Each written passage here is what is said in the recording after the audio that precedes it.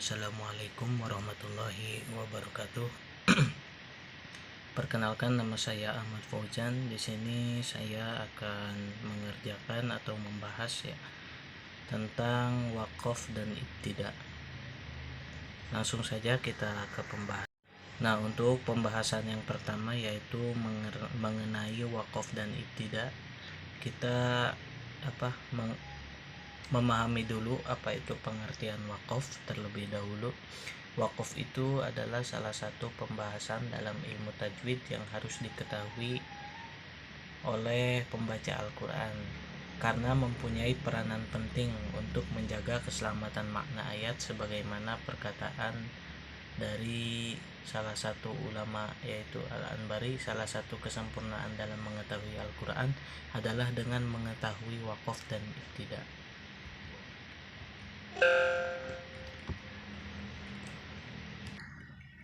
Nah, pengertian wakaf yaitu menghentikan pembacaan baik untuk diteruskan atau berhenti terus di situ, atau untuk mengambil nafas agar dapat meneruskan pembacaan selanjutnya. Dan untuk ibtida yaitu adalah memulai pembacaan kembali sesudah menghentikan seketika untuk mengambil nafas atau berhenti dalam wakaf tertentu. Selanjutnya yaitu tentang macam-macam wakaf atau pembagian wakaf. Hukum wakaf dalam ilmu tajwid itu terbagi menjadi 4 yang dilansir itu seperti yang dibagan. Nah, yang pertama yaitu wakaf ikhtiari. Wakaf ikhtiari yaitu dimana seseorang menghentikan bacaan Al-Quran pada sebuah kata atau kalimat atas pilihannya sendiri, yaitu dengan sengaja dan tanpa sebab darurat ittirori atau menguji atau iktibariyah. Nah, wakaf yang kedua yaitu wakaf iktibari. Wakaf iktibari ini wakaf yang menghentikan bacaan Al-Quran pada ayat yang belum sempurna maknanya. Misalnya yaitu seperti yang dilakukan oleh seorang guru ngaji saat mengajar muridnya mengenai cara baca Al-Quran. Dan yang kedua yaitu wakaf intidori. Wakaf intidori adalah menghentikan bacaan Al-Quran pada ayat atau kata yang diperselisihkan oleh ulama antara boleh tidaknya gitu. Dan yang selanjutnya yaitu wakaf ittirori. Nah, wakaf ittirori ini menghentikan bacaan Al-Quran sebab terpaksa, seperti karena kehabisan napas, bersin, batuk, atau alasan lainnya yang mengharuskan si pembaca itu berhenti dari bacaannya.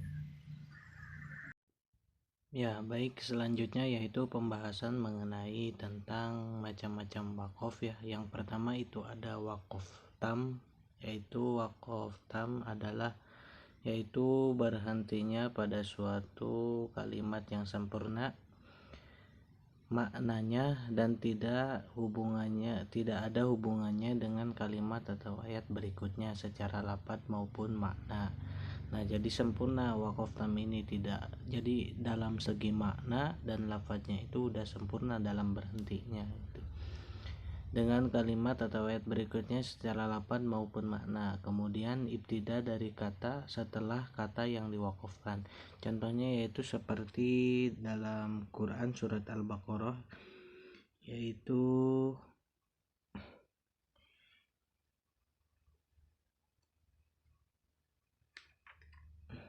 Innal ladzina kafaru sawa'un 'alaihim a'andzartahum am lam tunzirhum la yu'minun. Nah, pada ayat itu berhenti, nah maka di situ wakaf tam.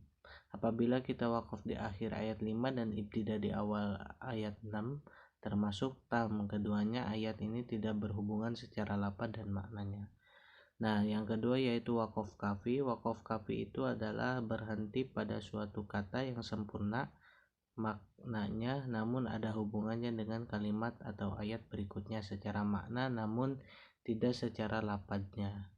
Kemudian ibtida dari kata setelah kata yang diwakafkannya.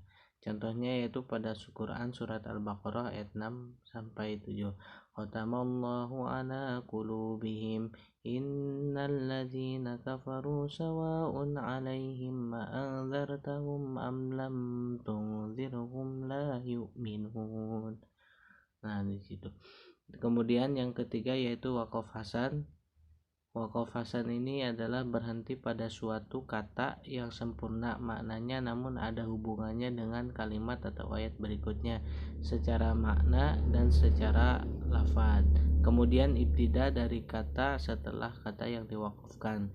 Contoh pada Quran surat Al-Fatihah ayat 2 sampai 4, Maliki yaumiddin, iyyaka Maliki yaumiddin, alhamdulillahi rabbil alamin, Ar-Rahmanir Rahim, Maliki Yaumiddin. Nah, terus yang selanjutnya yaitu waqaf qabih, adalah berhenti pada bacaan secara tidak sempurna maknanya dan tentunya masih ada hubungannya secara lafaz dan makna dengan kata atau kalimat berikutnya. Waqaf ini harus dihindari karena bisa merusak makna dan maksud dari ayat tersebut. Kalau kita memahami bahasa Arab, tentunya akan mudah untuk menghindari waqaf ini. Bagi yang belum memahami bahasa Arab, hindari waqaf di huruf jar, mudhof, fiil yang belum ada fa'ilnya, mubtada dan lain-lainnya. Contohnya seperti lafaz innallaha la yastahi ayyadriba mathalan ma ba'udatan fama fawqaha.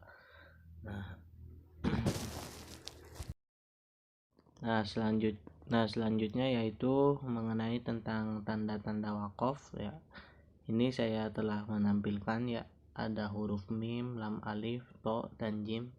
Bisa dilihat aja dalam tampilan yang saya tampilkan. Nah, mungkin itu saja yang bisa saya sampaikan. Mohon maaf bila ada kekurangan. Billahi taufiq wal hidayah. Wassalamualaikum warahmatullahi wabarakatuh.